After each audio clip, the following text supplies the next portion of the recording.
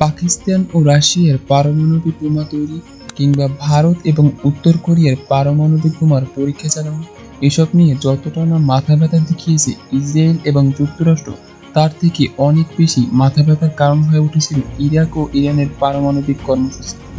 Israel ইরানের পারমাণবিক কর্মসূচি শুরু থেকেই বিরোধিতা করে আসছে এবং বর্তমানে তা ধ্বংস করতে মরিয়া হয়ে উঠেছে। কিন্তু প্রশ্ন হচ্ছে, নিজেদের গোপন পারমাণবিক অস্ত্র কর্মসূচি নিয়ে তারা কি লুকাচ্ছে? এ সম্পর্কিত সকল বিষয় উঠে এসেছিল যুক্তরাষ্ট্রভিত্তিক সংবাদ মাধ্যম ফক্সের প্রতিবেদনে।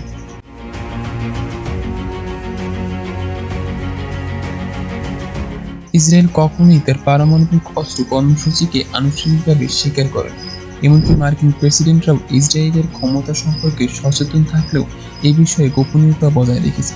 তবে ইসরায়েল হলো বিশ্বের 9টি পারমাণবিক শক্তিধর দেশের একটি। ইসরায়েল 1948 সালে রাষ্ট্র প্রতিষ্ঠার আগেই পারমাণবিক অস্ত্র উন্নয়ন নিয়ে গবেষণা শুরু করে। 1958 সালে দেশের দক্ষিণাঞ্চলে টিমিনা শহরের কাছে গোপনভাবে এক উন্নয়ন কেন্দ্র গড়ে তোলে।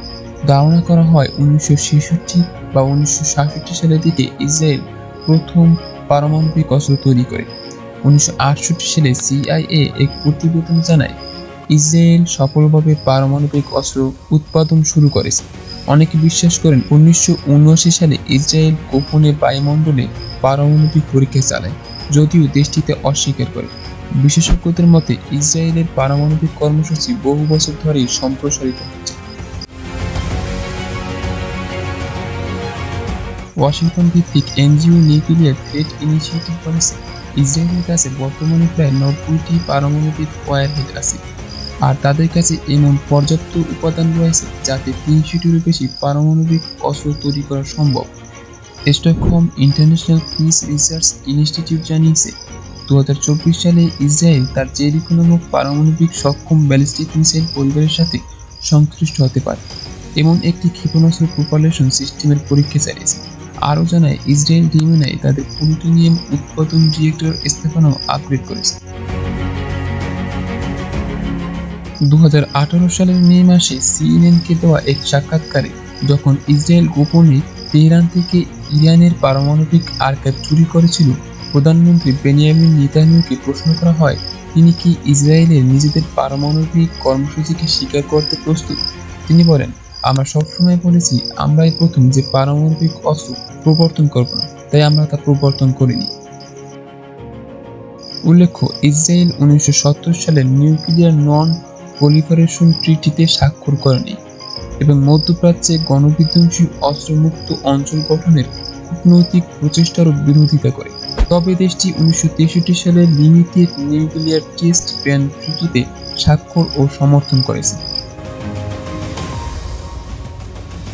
এটি হলো একটি গুরুত্বপূর্ণ আন্তর্জাতিক চুক্তি, যার মূল লক্ষ্য পারমাণবিক অস্ত্র ও প্রযুক্তি বিস্তার রোধ করা, পারমাণবিক শক্তির শান্তিপূর্ণ ব্যবহারে সহযোগিতা বাড়ানো, পারমাণবিক নিরস্ত্রীকরণে অগ্রসর হওয়া। এই চুক্তি একমাত্র বহুপক্ষীয় চুক্তি যেখানে পারমাণবিক অস্ত্রধারী রাষ্ট্রগুলো নিরস্ত্রীকরণের প্রতিশ্রুতি দিয়েছে। 1970 সালে কার্যকর হওয়া এই চুক্তিতে এখন পর্যন্ত 191টি দেশ যুক্ত হয়েছে, যা অন্য যে কোনো অস্ত্র নিয়ন্ত্রণ চুক্তির চেয়ে বেশি। 1960-এর দশকের শুরুতে মার্কিন প্রেসিডেন্ট জন এফ কেনেডি এবং সোভিয়েত নেতা নিকিতা ক্রুশ্চেভ পারমাণবিক অস্ত্র প্রতিযোগিতা নিয়ে গভীর উদ্বেগ প্রকাশ করেন।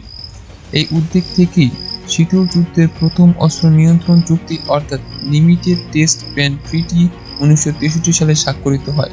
এই চুক্তি অনুযায়ী মার্কিন যুক্তরাষ্ট্র, সোভিয়েত ইউনিয়ন ও যুক্তরাজ্য মিলে আকাশে, মহাকাশে এবং পানির নিচে পারমাণবিক পরীক্ষা নিষিদ্ধ করে। যদিও এটি পারমাণবিক অস্ত্রের বিস্তার রোধে খুব বেশি কার্যকর ছিল না, তবে এটি ভবিষ্যতের অস্ত্র নিয়ন্ত্রণ চুক্তিগুলোর জন্য একটি গুরুত্বপূর্ণ দৃষ্টান্ত স্থাপন করে।